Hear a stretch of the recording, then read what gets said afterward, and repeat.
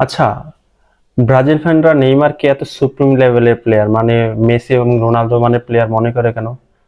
আমি তো Messi Ronaldo মানে প্লেয়ার মনে করি না, কারণ হচ্ছে নেইমারের কোনো অর্জন নাই। মানে অর্জন নাই বলতে হচ্ছে, আমি যেটা মিন করতেছি, মানে বড় কোনো অর্জন নাই। মানে নেইমারকে যে মানে প্লেয়ার হিসেবে হাইলাইট করা হয় বা মিডিয়া ট্রায়াল করা হয়, সে তো ওর কোনো একটা, নেইমারের কোনো একটা প্যালন্ডিয়ার নাই, না কোনো একটা ইন্টারন্যাশনাল ট্রফি নাই। নেইমারের যেটা সবচেয়ে বড় অর্জন, 2015 সালে বার্সার হয়ে সে কিন্তু চ্যাম্পিয়ন লিগ জিতছিল। কিন্তু সেই টিমে মেসি, সুয়ারেজ, ইনিয়েস্তা, জাভি ওরাও ছিল। বিশেষ করে মেসি এবং সুয়ারেজ হচ্ছে তাদের পিক টাইমে ছিল।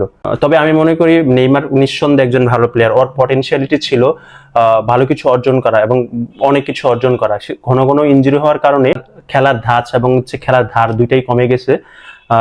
যেমন দেখেন, এই বিশ্বকাপও সে কিন্তু স্কোয়াডে নিয়মিত না।